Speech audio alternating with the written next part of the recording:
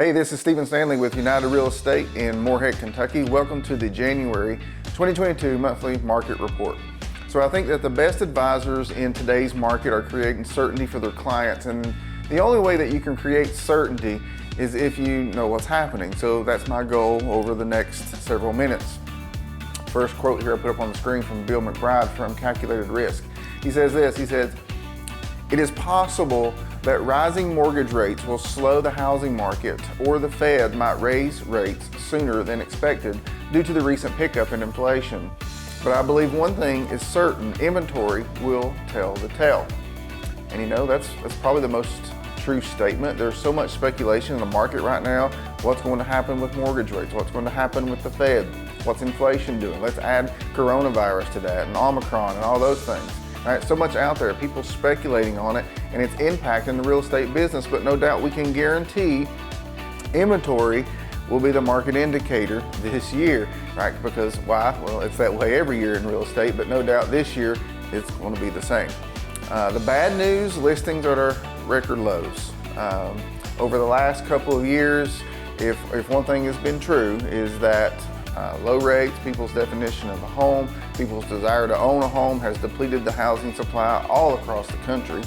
Number of different reasons for that, but the bottom line is listings are at record lows. This is a look at housing inventory year over year. So what Realtor.com does here is they look at where we were in 2020 in December and where we are at in 2021 in December, so just a month ago, right? So this is your most recent data. The national average you see kind of there at the middle of the bottom of this slide, almost 27% down year over year, but most of the country is in this kind of lighter brown color, somewhere between 15 and 30% down. My state, there, Kentucky, in the blue at 13.2% down. So, but no doubt a significant lack of inventory across the country. Now, the truth is right now in real estate, we'll not be able to reach our market potential because we can't sell what we don't have, right? If we had plenty of inventory, you probably see more homes sold in the country than ever before by a lot, but we don't have the homes to sell. You know, if we look at this overview going all the way back to 2019, this is a look at months of inventory in residential real estate starting all the way back in January 2019. So you think about that date and we're here. So 4 months on average, let's call it, in supply, start to dip down, you see, in 2020 and spike back up during the lockdown in April, May of 2020, and then sort of depleting since then. A record low of December and January last year of under 2 months supply, and we're right at that right now as well. So, you know, inventory sort of edged lower every year, and we've gone through the last several years and it's the same. So that's the bottom line with inventory. We don't have what we need. We can't sell what we don't have, and we will not reach the market potential in real estate this year if we don't have the inventory. And you know, the question that we get as real estate agents, certainly a lot of times, and I think that the experts are getting and what we're seeing is, will sort of this wave of coronavirus affect inventory? Will it affect the real estate business? It could affect people delaying putting their homes on the market. I don't think that's a long-term effect by any stretch of the imagination, but I think over the next several weeks, maybe in the month of February, it could affect people. So let's switch gears and talk a minute about buyer activity. So we talked about sellers, you know, about listings and where we're at there, you know, but what's happening with buyers? And just like I talked with you about before, the effect of the pandemic and potentially on sellers, you know, one thing I can tell you definitively is it's not pushing buyers back. It's not slowing buyer demand. So the picture that I would paint is lack of inventory and buyers continuing to come into the market. All right, so let's define that. Let's look at that for just a minute. Showings are still strong, you know, headline right there, greater than last November. This is from Showing Time. You know, ever since the pandemic, we look at showing time to measure activity. We know on the front end, it's a leading indicator of activity. If people aren't scheduling showings, then those ultimately don't turn into contracts and ultimately into sold deals. So, but we look at the past at this past November of 2021 as compared to the last November of 2020, and we're ahead in showings. Stronger activity than last November. It's very interesting that we see that strong activity continuing to happen from buyers across the country. So, I think this speaks really to maybe those that wonder, okay, where's the health of the real estate market? Is it slowing down? It's not slowing down. Matter of fact, showings still continue to crush pre-pandemic numbers. So you see the 2017, 18, 19, I always call those the last three normal years. 2020, right, we see the shoot up there in activity, and we know very well what that was all about. And certainly 2021, we're seeing even more of that. So activity remaining strong coming into the holiday season that we just wrapped up last month. Michael Lane, he says it best this way. He's the president of Showing Time. He says showings traditionally lag during the holiday season, but the data we're seeing tells us that buyer demand remains strong. The fact that every region showed a year-over-year increase indicates that buyers are undeterred, and it speaks to their desire to keep searching for their next home.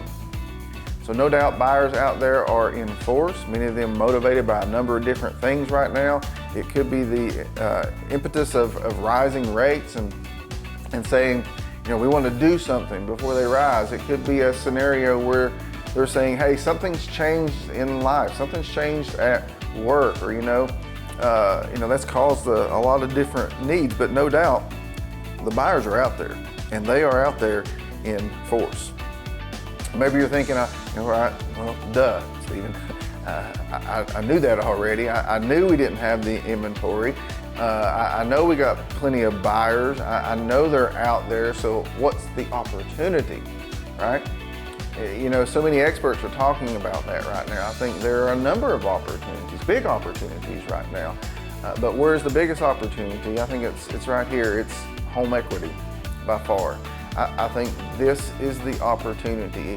It may be driving a lot of buyers saying, hey, we have this equity, right? Do we harness that and maybe move up? Or maybe if we are retiring, do we move down, downsize, and use that sort of to build a little bit of a nest egg with? A number of different things that people are doing with home equity, but no doubt it's there. No doubt people are thinking and actively considering using that home equity to do something different with housing.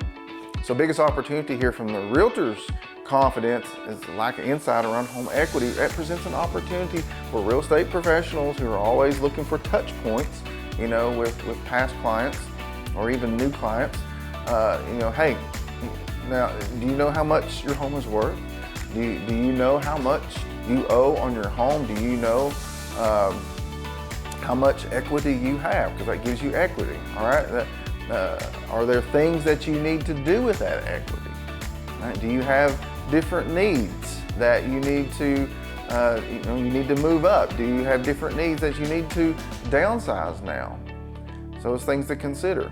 CoreLogic's third quarter home equity report showed that the average homeowner with a mortgage gained in equity $57,000. $57,000 is the third quarter, right? That's the latest numbers we have. That's a shocking number to a lot of people. So we need to get out there as real estate agents with folks that are thinking about doing something.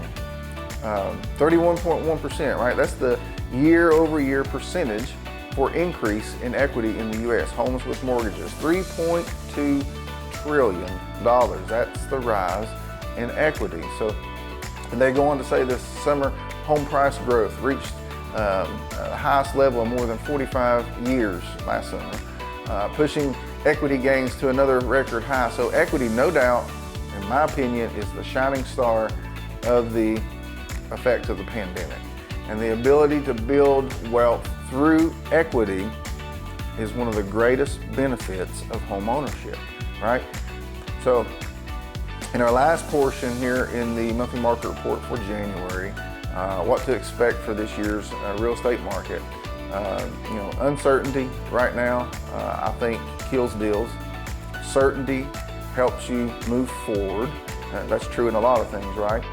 But two things that are important about certainty: being educated and getting the message out, right? So first of all, what to expect on mortgage rate projections. That's a big topic today.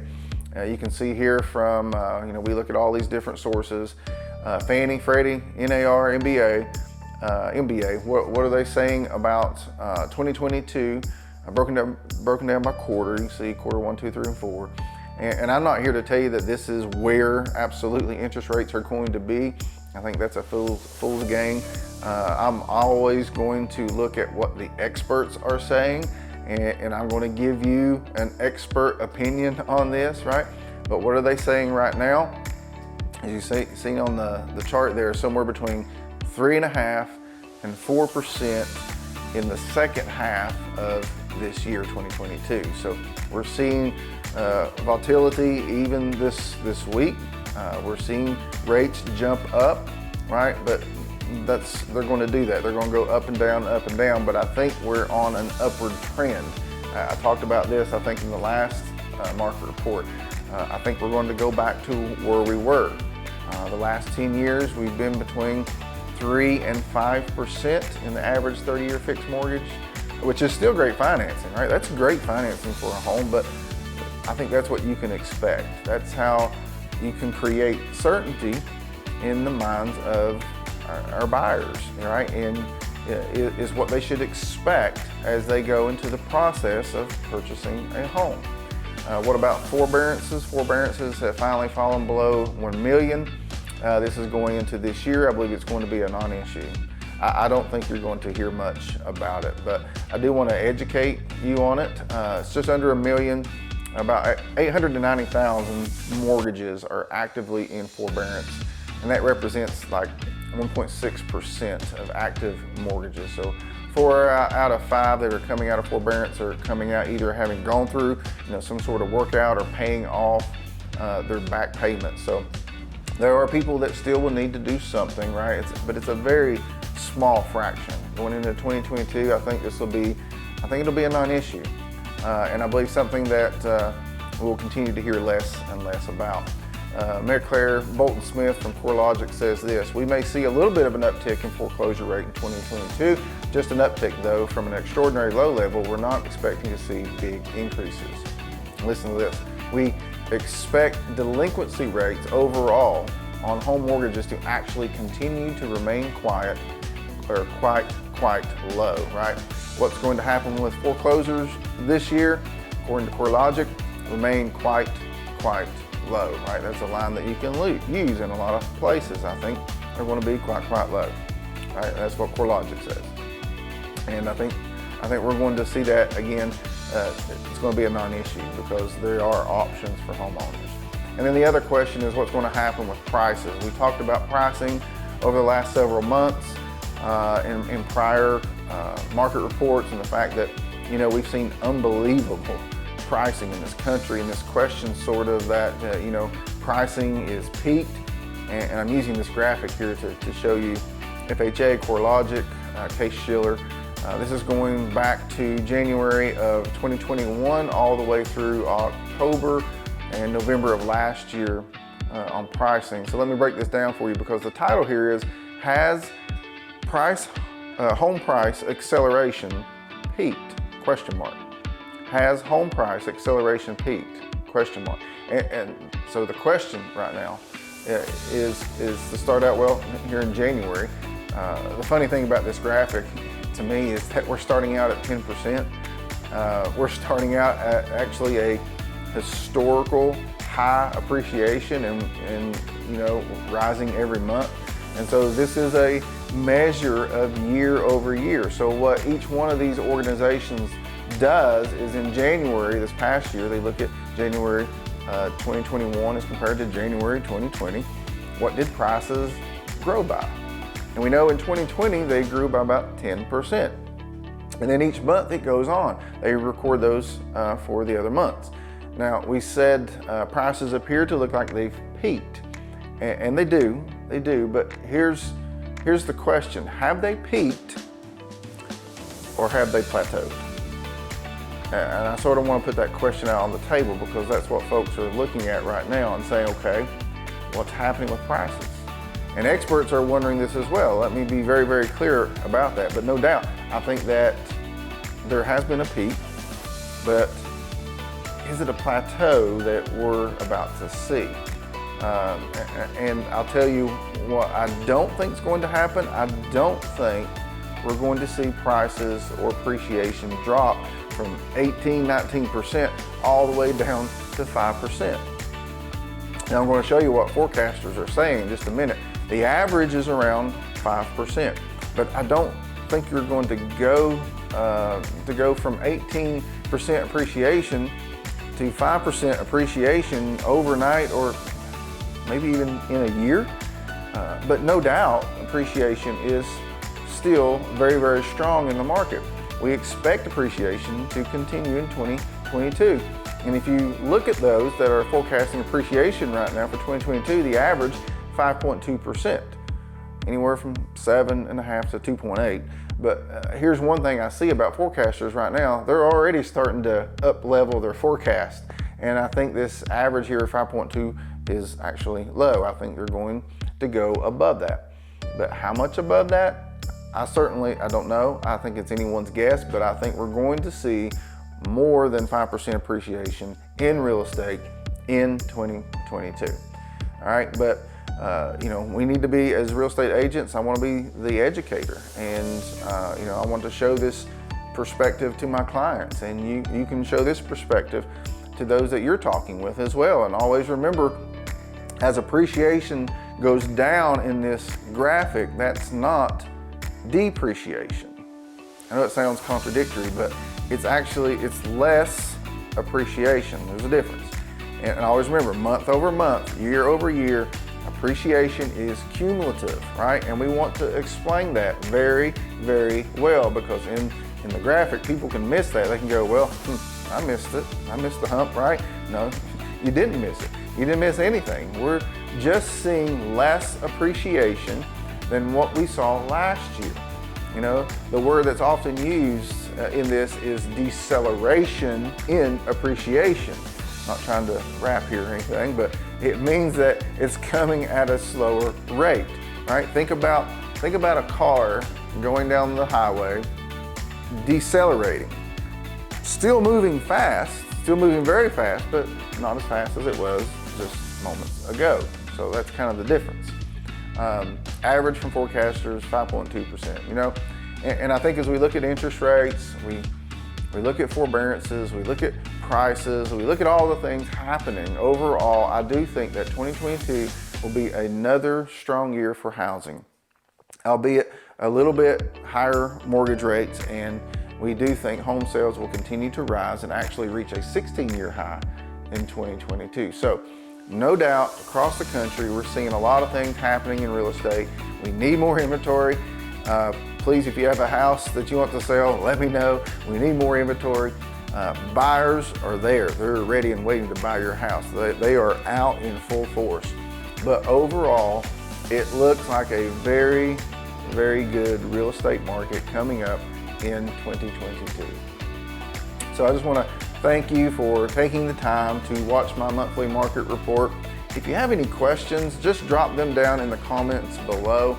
If you're in the market to buy or sell a home here in Eastern and Central Kentucky, please give me a call. My number is 859-509-1208.